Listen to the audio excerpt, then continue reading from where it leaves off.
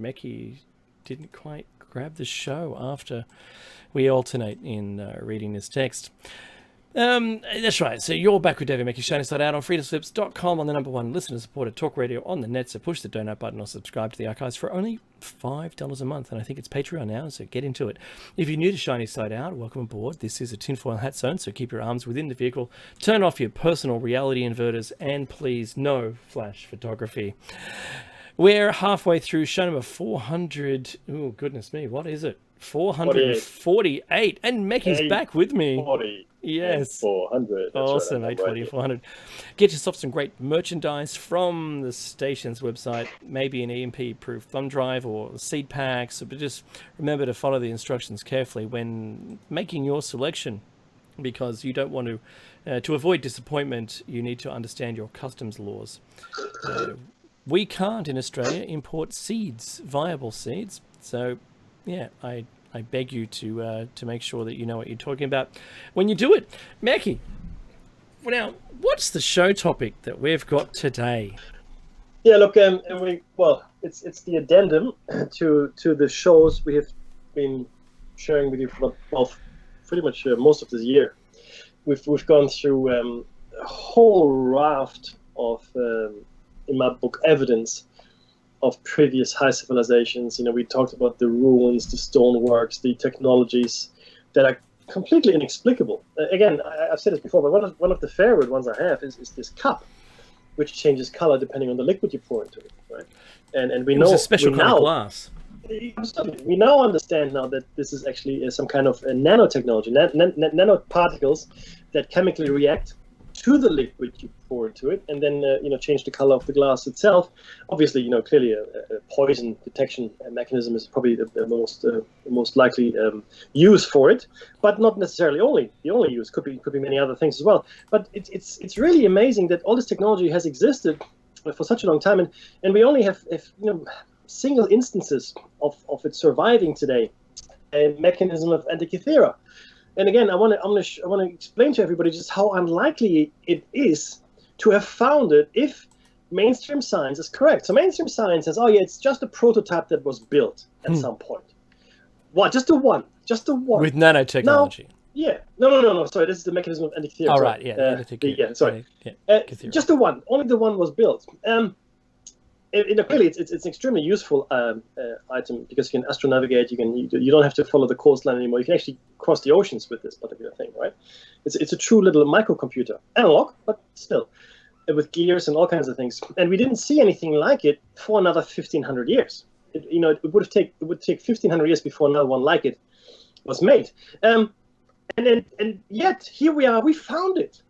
It sank 2,000 years ago off the island of Antikythera and was found by sponge divers in the 1920s, I think it was. And for the longest time, nobody knew what it was. It's just a lump of corroded material. And then, Dr. Koenig, Walter Koenig, looked at it and thought, this is interesting. He x-rayed it and he goes, oh, wow, look at this thing. It's just amazing. So this one thing, the only one that was ever built, it sinks 2,000 years ago. And then it miraculously, 2,000 years later, it's found. 2,000 years later, it's found. There it is. Whoever these sponge divers were, they should have bought a lottery ticket. Some stories just are beyond credible. It strains your credulity to even consider believing that such a thing is remotely possible. It just isn't. It just isn't possible because it is so far-fetched to believe that this could have happened. The only one in existence, and 2,000 years later, lucky us, we found it. No, I'm sorry. So that's one, but there's so many others. You look at the amazing stone buildings, the amazing stonework, both cyclopean, huge stones, monolithic stones that were thousands of tons, or 1,000 tons at least, as well as the tiny, tiny stonework. When you're working with things like volcanic glass, right, obsidian, and within micrometer tolerances, okay, the inside of the sarcophagus in the Great Pyramid is completely plain. These are perfect 90-degree angles. It's a massive thing. It's huge. The outside is completely rough. The inside is perfect. It's perfectly machined. The building blocks across the world be it in Asia or in America or elsewhere for that matter, are perfectly machined. I use this word advisedly. And you can only achieve that kind of machining with a lathe, which they're not meant to have had. Only stone and sand to work it, or copper for that matter. So we've presented you with a raft over the last few months, a raft of evidence of civilizations that have gone before us, and clearly came to an end. I don't know if you're familiar with the term Ozymandias. I think it was Samuel Taylor Coleridge, but I could be wrong. And if I'm wrong, I do apologize. But he wrote a poem. And in the poem, it says, a traveler comes to a rock in the desert, and on the rock there's an inscription. And the inscription reads as follows. Tremble before me, King of Kings. Tremble before my works. Tremble before all you see before you. I am Ozymandias, the great and powerful. And all that was left of Ozymandias was this inscription in a rock in the desert. Right. So clearly, this is probably an Ozymandias person. This is really the point of the poem. Once ruled a vast empire, and kings, would bow to him, and he built massive palaces and whatnot. But the sands of time, in this case the desert, completely reduced his empire to nothing. Mm-hmm. And this traveler comes by this rock, reads it, and goes, "Who's Ozymandias?" And that's really what we're faced with here, right?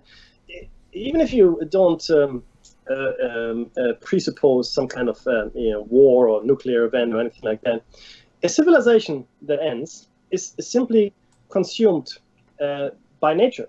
Right? We are now only realizing just how many cities are in the Amazon.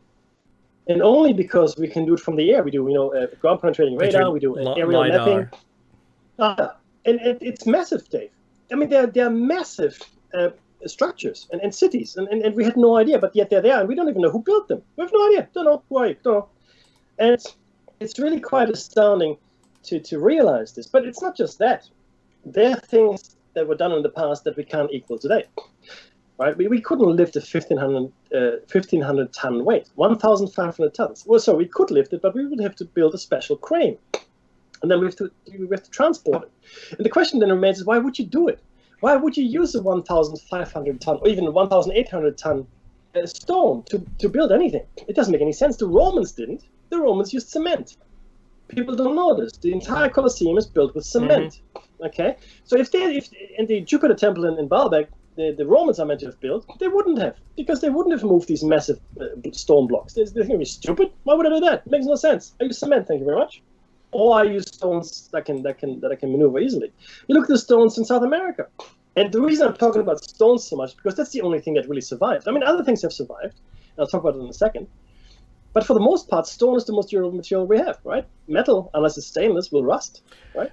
Stone, it'll weather, sure enough, but it'll last tens of thousands of years, Mickey, sometimes longer, depending. Yep. I just want to jump in here because when we're talking about the Jupiter Temple, we're really talking about not what the Romans built on top of the platform known as the Grand Terrace, because it's the Grand Terrace that has the stones that were impossible to move. Mm-hmm.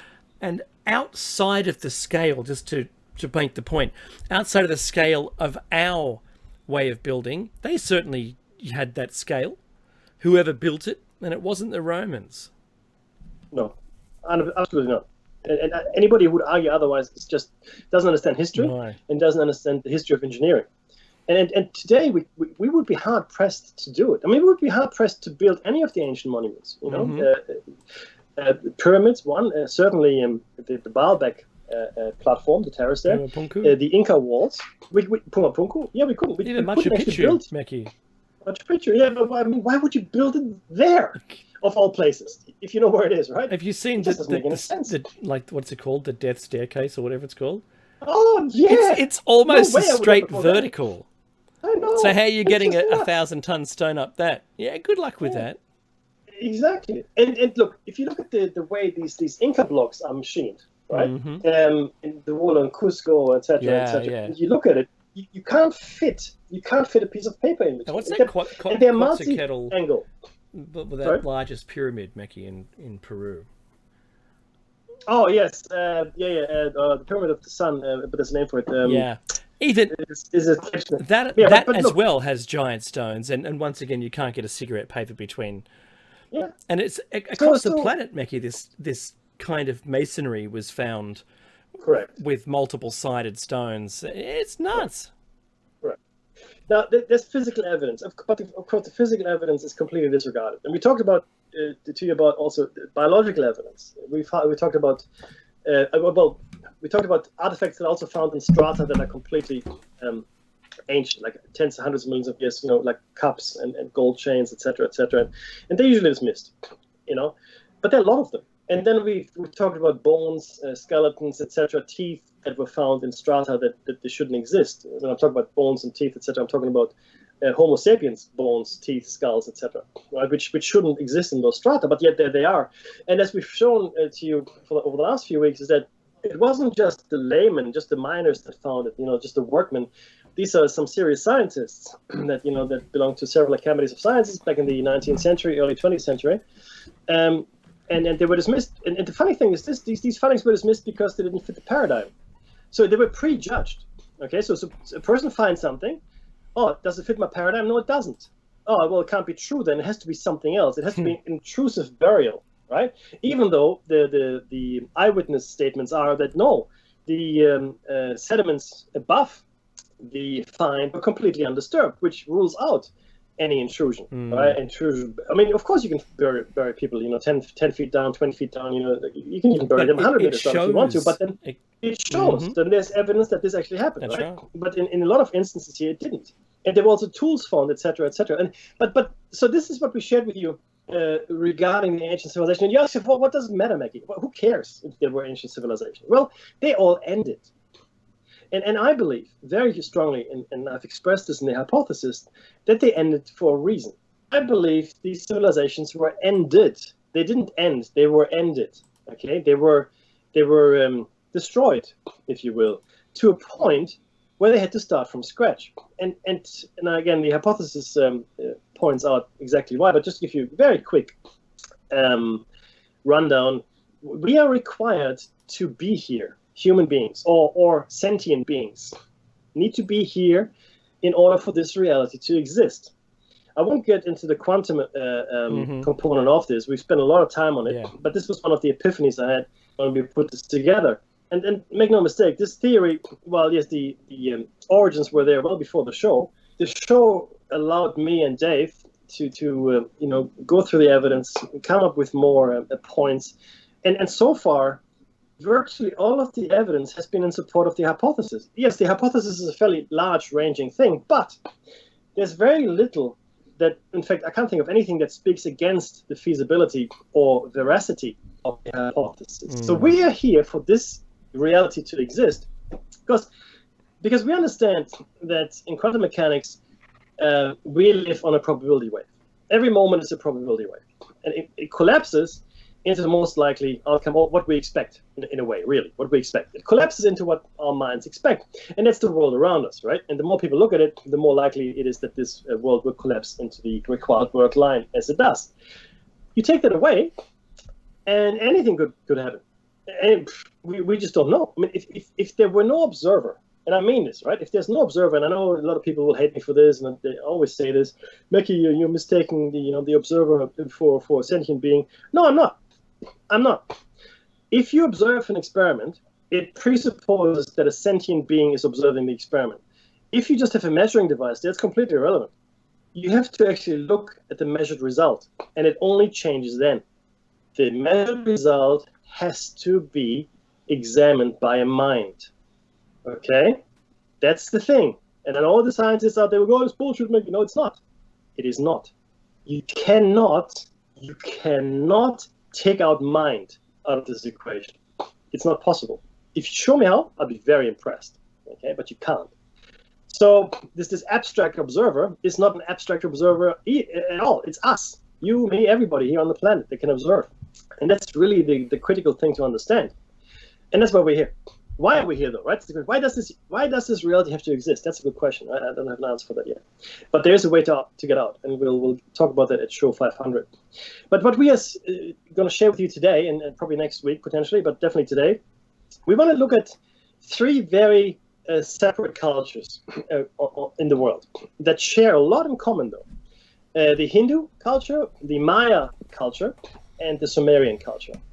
And why are we picking these? Because people have a tendency to write stuff down and remember it. Dave, that's what they do. We're good at that, right?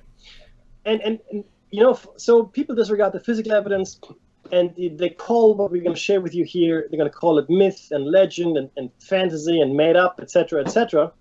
But what if it isn't? Okay, and the reason we've chosen these three cultures is because they're pretty far from each other. They're pretty far away from each other. And I want you to listen to what they have to say. Okay, and one of the key things to understand here, especially when it comes to comparing the Hindu and the Mayan cultures, they talk about cycles of destruction and creation. Okay, what the hypothesis states to be a fact, that we are going through these cyclical events of civilizations rising, a world rising, going through its evolutionary phases as a civilization, not from a biological point of view, and then struck down and destroyed. Struck down and destroyed, start again. Neither the Mayans nor the Hindus would think that this kind of cyclical thinking is at all odd, because that's how it is. That's how they think. Okay, and then Sumerians give us a really interesting component, which is called the king list. And I don't want to kill it for you guys, but I do want to read something out to you, which I think is really very interesting. Okay, and I think I've got it here. Let me see if I can find it very quickly, because it's really important that you understand what we're dealing with here. Okay, none of the following pre-dynastic antediluvian rulers, pre-flood, have been verified as historical by archaeological excavations, epigraphical inscriptions, or otherwise. While there's no evidence they ever reigned as such, the Sumerians purported them to have lived in the mythical era before the Great Deluge.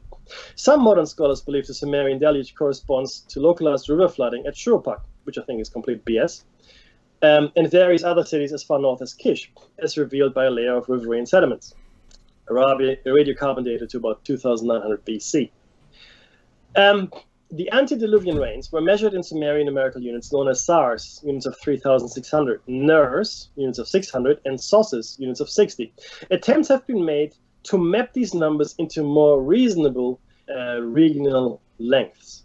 Now, just to be clear, the units were used for the rains that were purported to be 28,000 years, and the same units were used for rains that lasted 56 years. So you can't have it both ways. So if you say that 28,000 years, or that's really only 28 years, then the person that ruled for 56 years ruled maybe for a day or two, right? If you apply, because you have to apply the measure across. I'm sorry, but you can't just pick and choose what you want to reduce here, right? So, and it is really this massive antiquity in the Sumerian king list that I want to show up here. And it's really important to understand that in the antediluvian times, and I'm picking from the text here, there were 5 cities and 8 kings whose combined reign lasted for 241,200 years. Okay, 8 kings, 240,000 years, right?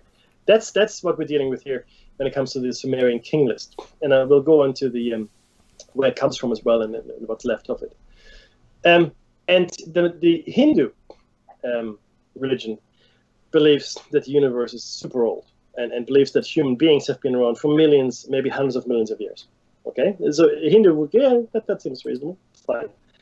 Now, what we say here, and what we come across as well, or have come across a lot, is that the races of men, or human beings, or human being equivalents, were wiped out on a regular basis only for new humans to come along, right? And we've shared this with you in the flood myths, okay? So we will touch on this here as well. But Dave, why don't we start with Hinduism? That's the beginning? That's the beginning. Yeah, good. Okay, Hinduism includes a range of viewpoints about the origin of life and evolution.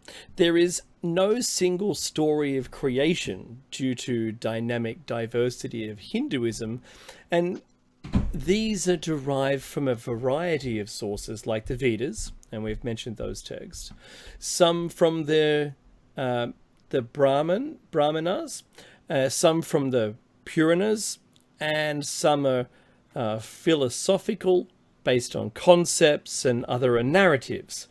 The Rig Veda mentions the, well, can you say that one for me? The Hiranya Garbha. Oh, your accent's tremendous. Hiranya, a golden or radiant, and Garbha is filled or womb, as the source of the creation of the universe, similar to the world egg motif found in the creation myths of many other civilizations.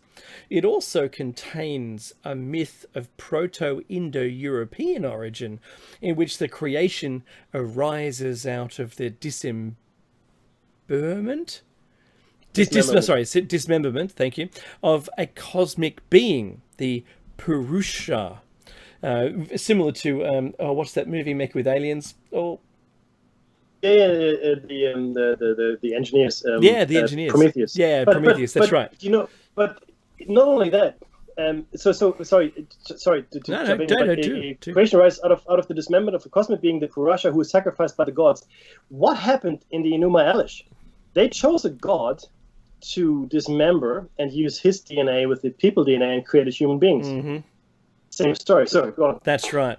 See, the Nasar Dia Sukta, Rig Veda, takes a near agnostic stand, stating that the gods came into being after the world's creation, and nobody knows when the world first came into being.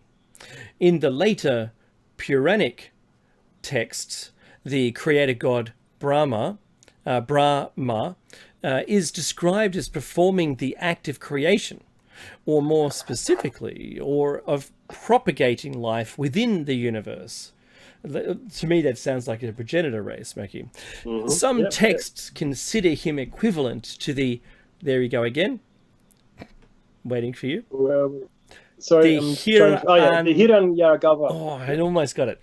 Of the Purusha, while the others state that he arose out of these.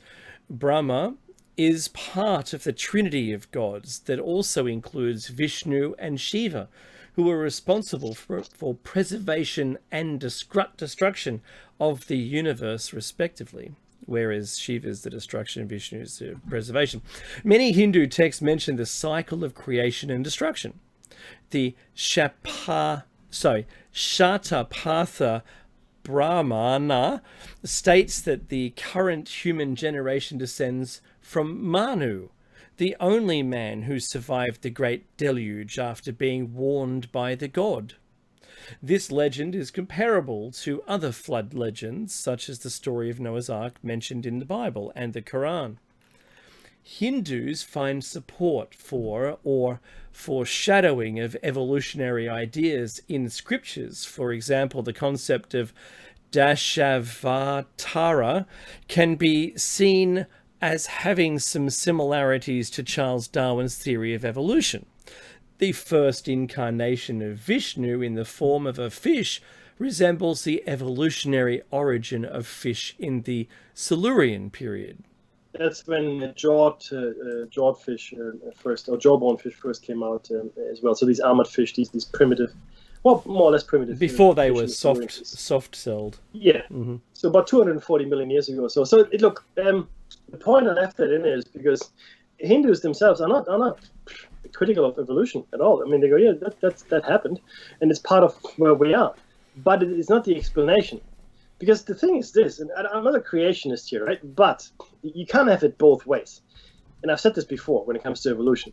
Either it is evolution completely blind, like everybody says, there's no guiding force. Because if there's a guiding force, you got a problem, Dave. Who's that guiding force? What is that guiding force? You can't say nature made it that way. Nature is an abstract concept which doesn't do anything. That's right. Nature describes a state of existence. That's what it does. All around us, that's nature. Here we are, we exist within it, or as part of it. It is not an entity. Nature is not an entity. Nature doesn't do anything, all right? Processes happen within the natural setting that, do things or don't do things. So species survive, others die. But nobody selects species for survival or extinction. Nobody. It just happens. These are just things that happen. And how you adapt to changing environments is really critical here, right? And it seems that our genes are able to adapt as well to outside pressures, etc., and in explosive fashion. So catastrophism and punctuated equilibrium seem to be much more likely candidates, but there is still the problem of a guiding hand, it seems. Because if these random mutations are completely random, then, I said this before, where are the mountains and mountains and mountains of fossils of complete failures in the evolutionary tree? Show them to me. I want to see them, because if it's a random mutation, we know this. We know this today. Today, if we observe an organism that was exposed to radiation, 99% of the time that organism dies. Mm-hmm. A very tiny percentage might survive, and they might show some mutations. Are these mutations beneficial? No, not for the most part. Some might be, but the vast majority wouldn't be.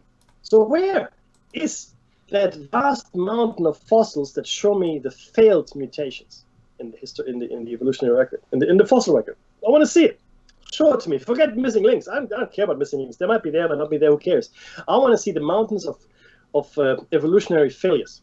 Anyway, the point here also is that they're making this a comparison here between the creation myths of the Hindus, and especially the flood legends and the Noah's Ark, where we already know that the Bible and subsequently the Quran, which is based on the Old Testament as well, has taken it from the Enuma Elish in the first place, and other places, the Gilgamesh epic, and a whole bunch of other Sumerian texts, which first talk about that kind of flood.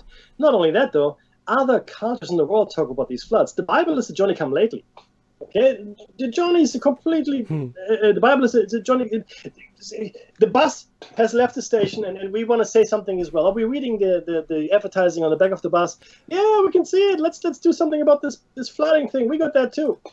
When you read the original stories, and certainly the Sumerian, you understand just how much more complex it is. And the Bible story is really like a children's version of it. And you totally can recognize the origin of those parts of the stories that it's accumulated from. 100%. And they're completely unrelated stories, though, as Dave and I have shown you in our flood myth story, which talk about cataclysms around the world. And that's another thing. So the Hindus talk about these cataclysms and floods as well. Like they're great destructions, and then they're great, I guess, creation stories within Hindu mythology, and they're cyclical. The Maya religion is the same. Now, the Popol Vuh, which is a book, and that it's recounting the mythology and the history of the Quiche people, one of the Maya peoples, who inhabited or still inhabit the survivors, I guess, the Guatemalan highlands, the Mexican Chiapas, Campeche, and Quintana Roo states, and areas of Belize. The Popol Vuh is a foundational sacred narrative of the Quiche people from long before the Spanish conquest of Mexico, so pre-European. It includes the Mayan creation myth, the exploits of the hero twins Hunahpu and Xbalanque, and a chronicle of the Quiche people. The name Popol Vuh means book of the community, or book of council, or more literally as a book of the people. It was originally preserved through oral tradition until approximately 1550, when it was recorded in writing.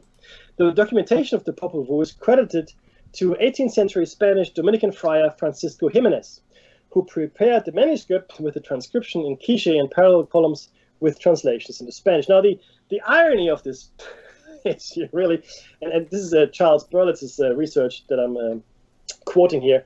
This father Jimenez spent most of his time in Latin America burning the Mayan books. And these are books. These are handwritten books, which are very comparable to books that existed in Europe at that time, right? Now, they didn't print; they're all handwritten. And he did what he can to burn as many as he could. Later, then in his life, had a very strange change of heart and did what he could to preserve whatever was left. And there was precious little left. Precious little. So we don't have any king lists. We don't really have a good chronology or understand just how far back in time. I bet it said everything we needed to know. I have no doubt at all. Now, the structure of the Popol Vuh is very interesting. It encompasses a range of subjects that includes creation, ancestry, history, and cosmology. There are no content divisions in the Newberry Library's holograph, but popular editions have adopted the organization imposed by Brasseur de Bourbourg in 1861 in order to facilitate comparative studies. So we've just organized it in a certain way. Now, the Mayans used to think quite differently. No, there are some variations, but the editions typically take the following form. There's a preamble, which is introduction to the piece that introduces Zipiak and Sumkane, the purpose for writing the popular view and the measuring of the earth. Right? Then there's book 1, account of the creation of living beings. Animals were created first, followed by humans. The first humans were made of earth and mud, but soaked up water and dissolved. The second humans were created from wood, but they were washed away in a flood. That's interesting, isn't it? Vukup Kakix ascends. Now, who is Vukup Kakix? Is described as a powerful bird pretending to be the sun and moon of the twilight world, in between the former creation and the present one. Okay, sort of like a twilight area. Very interesting. According to modern Quiche, his name refers to the 7 stars of the Big Dipper, asterism, which is also very interesting. The Big Dipper, right? The Great Bear, also known as the Great Bear, Ursa Major. The false sun moon bird was shot out of his tree with a blowgun by Hun Aipu, one of the Maya hero twins, but still managed to sever the hero's arm. Finally, however, the demon was deprived of his teeth, his eyes, his riches, and his power. Together, the twins were to become the true sun and moon of the present creation. Book 2, the hero twins plan to kill Vukupakix and his sons Zipankna and Kaprakan. They succeed, restoring order and balance the world. Book 3, the father and uncle of the hero twins, Hunapu and Vukup Hunapu, sons of Xmukane and Xpiakok, are murdered at a ball game in Xibalba. Hunapu's head is placed in a calabash tree where it spits in the hand of Xikik, impregnating her. She leaves the underworld to be with her mother-in-law, Xmukane. Her sons then challenge the lords who killed their father and uncle, succeeding in becoming the sun and the moon. In this book 4, humans are successfully created from maize. The gods give them morality in order to keep them loyal. Later, they give them wives to make them content. This book also describes the movement of the Quiche and includes the introduction of Gukumats. Now, I don't know if you counted, but there were 3 types of humans were created: earth, mud, wood, and then finally from maize. So at the very least, we're dealing with 3 creation events in the Mayan. What we know, I mean, there's very little left. But Dave, why don't you tell us where these sources come from? Yeah, no dramas. So that is what is known? Yep, yeah. Let's do it. What is known of pre-Spanish Maya religion stems from the heterogeneous sources, the primary ones being of Maya origin, or Maya origin. Primary sources from the pre-Spanish times, the 3 surviving Maya hieroglyphic books, 3. Dave. That's right, surviving, 3. That's it. The Maya codices, of Dresden, Madrid and Paris, plus the Maya Toltec Grolier Codex, all dating from the post-classic period after 900 AD, the Ceramic Codex, the corpus of pottery scenes and texts, the mural and mural paintings, the petrographical text from the classic 2000 to 900 AD, and late pre-classic, that's 200 BC to 200 AD periods. Primary sources from the early colonial, the 16th century period, such as the Popol Vuh, the ritual of the Bacabs, and at least in part the various Chilam Balam books. Secondary sources, chiefly Spanish, what's that word? Treatises. From the colonial period, such as those of Landa for the lowland Mayas and Las Casas, the highland Mayas, but also lexicons such as the early colonial Motu or Yucatec and Kotu, the Kachikel dictionaries. Archaeological, epigraphic and iconographic studies, anthropological reports published since the late 19th century, used in combination with the sources above. Now, Mackie, I've just got a quick insert here. The mud, that's Sumerian. Yeah, absolutely. It's mentioned the first as well. Yeah, I know, right? So, and remember that the floating logs, the wood in the the flood stories. Yeah. There's so many connections here that I'm making. 100%. And this is really why it's here as well. And hopefully our listeners that have listened to us for a while now can make those connections for themselves. So again, do your own research. Go ahead and find out what you can for yourselves. But it's rich. Because these aren't isolated little stories here and there that just come up with these. No. These have an interweaving thread between them all, which is from a time that is crazy old. And imagine that if we didn't just have the 3 books that survived. I know. I mean, 3. There was a civilization. You're fools! They must have had thousands, tens of thousands of books. And they're talking about they burned them. I mean, they burned mountains of these things. Yeah. They burned them. Yeah. Why? Because the Catholic Church said, "Oh, well, this is it." Well, you know what they said? It was really funny. Actually, it's something that's similar to Quran. If it agrees with the Bible, you don't need the Bible. But if it doesn't agree with the Bible, it's heresy. So let's burn it either way. That's right. Right? Yeah. Okay. The answer is burn it. Whatever the question is. Burn it. Mm-hmm. Yeah. Talk about the world beginnings and endings there, my friend. Yeah. Within the framework of the post-classic cycle of 13 cartoons. It's like the bucktoons. Thanks, Safe. Only Tones were listening. The so-called short count. Some of the Yucatec books, the Chilam Balam, present a deluge myth describing the collapse of the sky, the subsequent flood, and the re-establishment of the world in its 5 world trees upon the cycle's conclusion and resumption. The lightning deity, Bolon Zakab, the divine carriers of the sky and earth, the Bakabs, the earth crocodile, Itzum Kab Ain, all have a role to play in this cosmic drama, to which a much earlier hieroglyphic text of Palenque's temple X1X seems to allude. The Quichian Popol Vuh does not mention the collapse of the sky and the establishment of the 5 trees, but focuses instead on a succession of previous mankind's, the last of which was destroyed by flood. Same stories.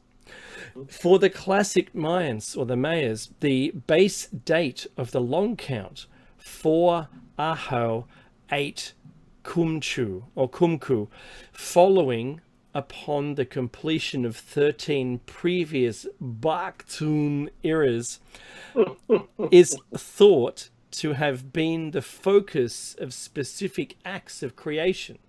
Through the figures of 2 so-called paddler gods, the mythology of the Maya maize god appears to have been involved. References to 4 Ahau 8 Kumku events are few in number, but the most important one occurring, or what's that word, Meki? Kuriga. Good on ya. Stella C, seemingly incoherent and hard to interpret. They include an obscure conclave of 7 deities in the underworld, among whom the deity Boloniok, it's almost cat speak, and a concept of the 3 stones, usually taken to refer to a cosmic hearth. Yeah. So that's the Mayans and the Hindus that we talked about, all talking about creation, several creations of mankind, if you will, several destructive periods, right? Talking about various things that you might be familiar with from your Bible studies, even though you should now know that this is not the original story. The Bible story is the one that has been, that's the copy. It's like the Disney version. It's like the Disney version. It is. Exactly right. 100%. Now, what we have next is a very interesting artifact. In fact, not just the one artifact, there's 16 copies of it. And they're indicated as A, B, C, etc., P. And there are 16 copies of this text that are known, all of them written in Sumerian, although some of them clearly show Akkadian influence, so those are probably the era in which it was written, yeah. Correct. The text appears to have been composed in the late 3rd millennium BCE, so some 5,000 years ago, and was later updated. And the sequence of cities is identical to the Eridu Genesis, right? And if you want to look it up yourself, please help yourselves out. The Sumerian King List is an ancient text in the Sumerian language. listing kings of Sumer, ancient southern Iraq, from Sumerian and neighboring dynasties, their supposed reign lengths, and the locations of the kingship. This text is preserved in several recensions, right? Several areas and several versions.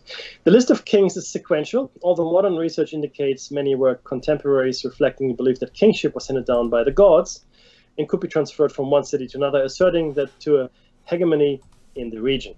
So the kingship might move from city to city while still retaining its integrity, if you will. The final attested version of the king list, dating to the Middle Bronze Age, aimed to legitimize Isin's claims to hegemony when Isin competed for dominance with Larsa and other neighboring city-states in southern Mesopotamia. Now, what's the composition here? Let's talk about the composition.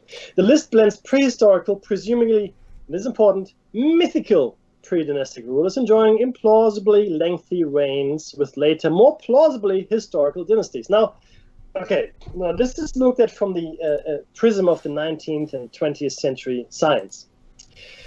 They say it's not plausible, implausible. The length of these reigns is completely implausible. Yes, if you take the view that human beings have lived as long as they live today, always. Isn't that anthropomorphizing, Mackie?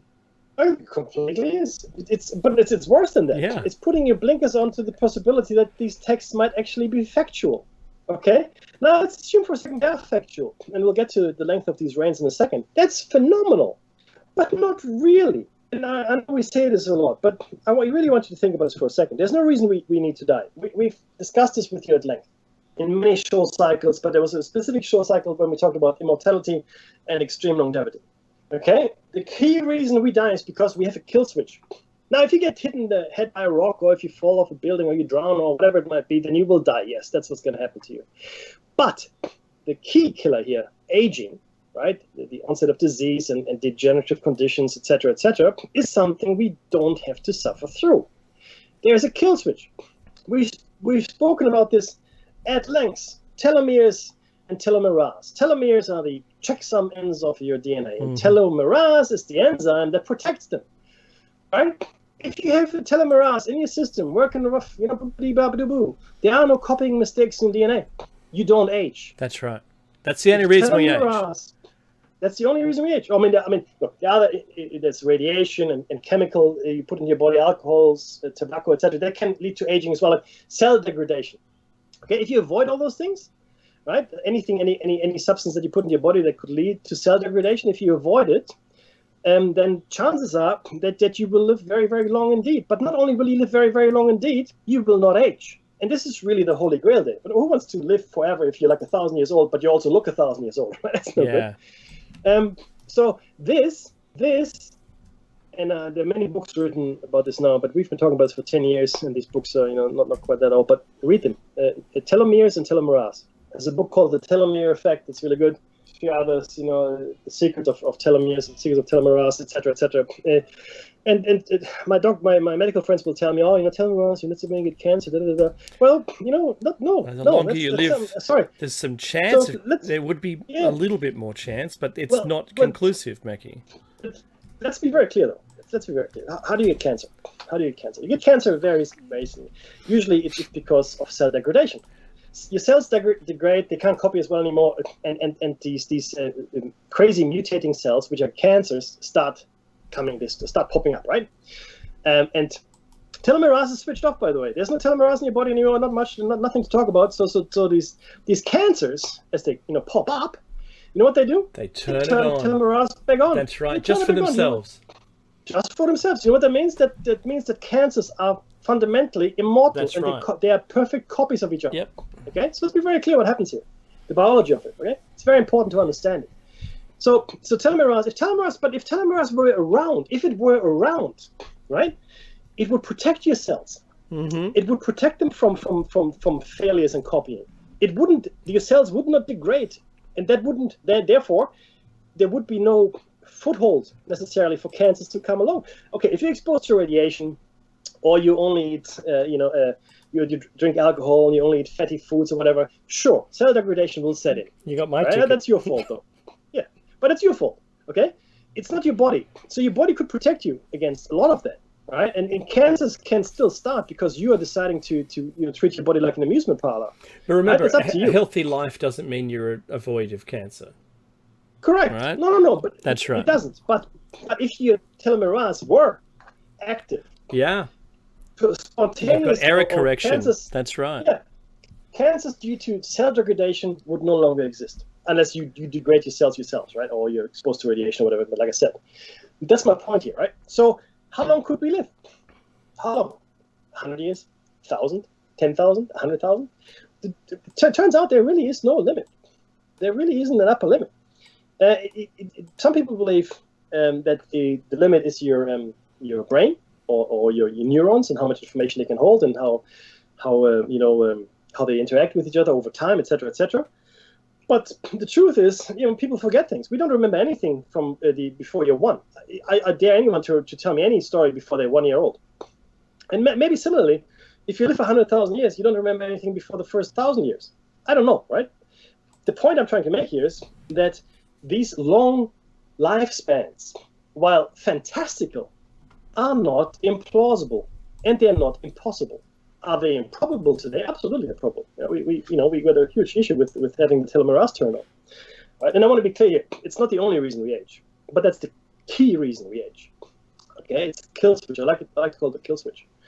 So let's go back to the text here. It says here, implausible. Where was I? Ancient things to reflecting contemporary sequential neighboring dynasties composition. Here we go.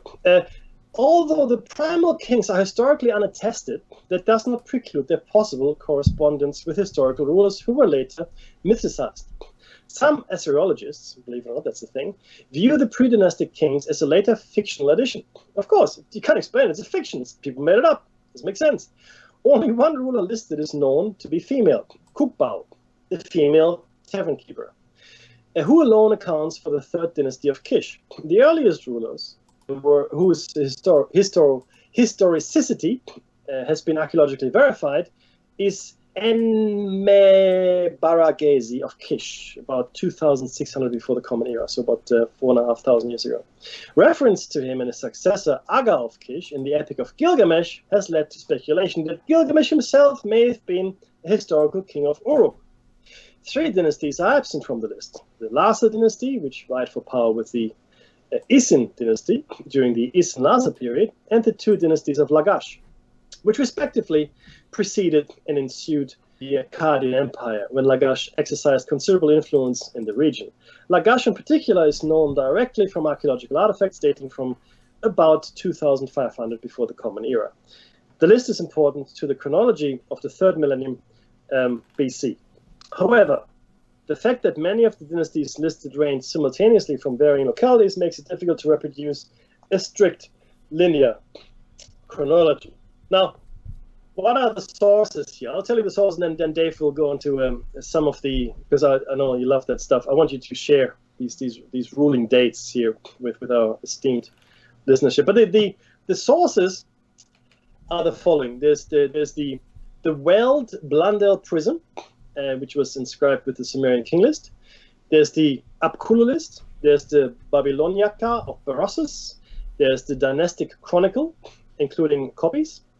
There's the Kish tablet. And then there's the UCBC 9-1819, which is the California tablet. There's WB62. Now, these are the scholarly designation for these tablets. And then there's the W444, which is, again, the Weld Blundell Prism.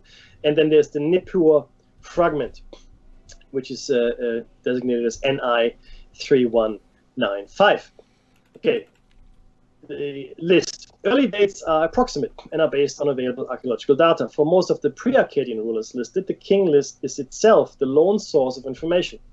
Beginning with Lugal-Zaghazi and the 3rd dynasty of Uruk, which was defeated by Sargon of Akkad, a better understanding of how subsequent rulers fit into the chronology of the ancient Near East can be deduced. Dave, tell us about the Antediluvian Rulers. No, this is one of my favorite topics.